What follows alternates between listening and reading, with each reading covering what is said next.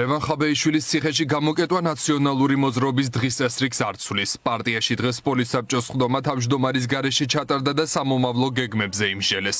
ბატონმა პაატა ბურჭოვაძემ გაგვაცნო მათი მოძრაობის გეგმები 4 ოქტომბრის საერთო სახალხო კრებასთან დაკავშირებით.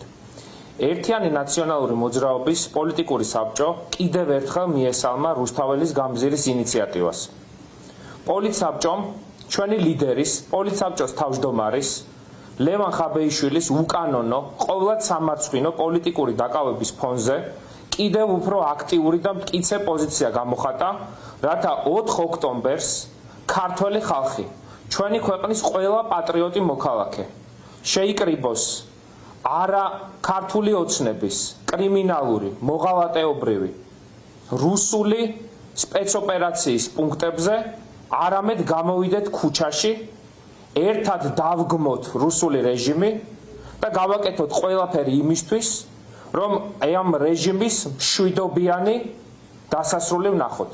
პარტიის ოფისი მოძრაობა რუსთაველის გამზირის ერთ-ერთმა ლიდერმა პოლიცსაბჭოს ხდომის დასრულებამდე დატოვა. როგორც ბურჭულაძე ამბობს, ის არ ეთანხმება რეგიონებში გასვლის გეგმას, რაზეც გუშინ ნაციონალური მოძრაობის თავმჯდომარემ ხაბეიშვილის დაკავების შემდეგ ისაუბრა. არ არის გამორიცხული ამ მიმართულებით არსებული უთანხმოება გახდა იმის მიზეზი, რომ პოლიცსაბჭოს ხდომის დასრულების შემდეგ ტრიბუნასთან თინა ბოკუჩავა არ დადგა, როგორც ეს მანამდე იყო დაანონსებული. 4-ში ვიწყებთ, 4-შივე ვამთავრებთ ამ რეჟიმს. ისე რომ ვიყოთ ერთად და ბრძოლა ბოლომდე. 5-ზე კაცი უნდა ვიყოთ 4 ოქტომბერს, ვიყოთ ერთად, ვიყოთ ძლიერად ერთმანეთს ჩავჭიდოთ ხელები. ავიღოთ საქართველოს დროშები ყველამ და 4 ოქტომბერს 4 საათზე რუსთაველზე ერთად გავიმარჯვოთ. ეს არ ყოფილა, როგორც ლევანმა თქვა, მათ შორის ერთი ადამიანის ბრძოლა. ეს არის საქართველოს მოსახლეობის ბრძოლა, უნდა მოვემზადოთ მასობრივი მობილიზაციისთვის. არავის დაჭერით ყურები არ უნდა ჩამოუშვათ, მიმართავ ტელემაყურებელს, მიმართავ რეგიონებს. არც ერთი თავი დაბლა. ყველამ თავები მაღლა უნდა ავწიოთ, მოვემზადოთ მასობრივი მობილიზაციისთვის, მათ შორის ფიზიკურად.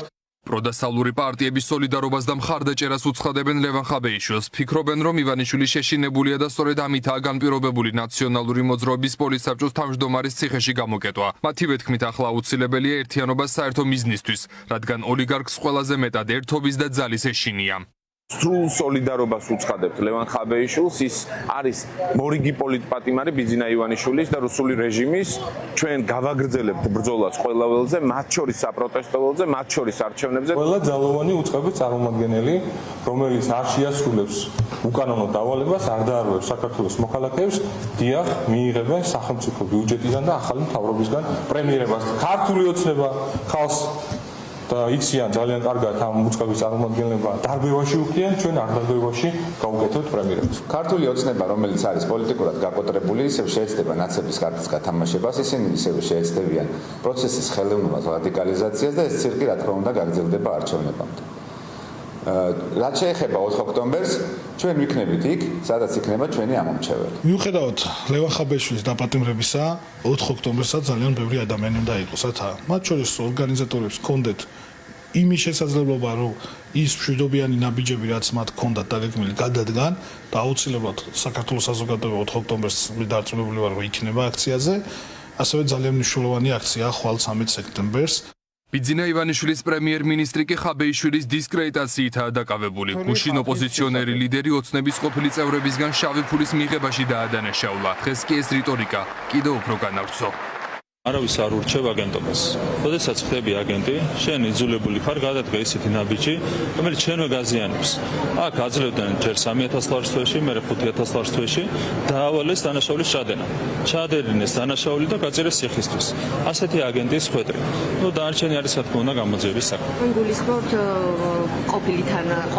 კი, ვინც თანხას უხდი და იმათ გულისხმობ. ლიდერების დაკავების ფონზე საპროტესტო მუხტი არ ცხრება. ხვალ დაგეგმილია მარში თესეუს პირველი კორპუსიდან პარლამენტის მიმართულებით. პროტესტის ერთ-ერთი კერა კახა კალაძის საარჩევნო შტაბია, სადაც მშვიდობიანი აქციის მონაწილეები ყოველ საღამოს იკრიბებიან.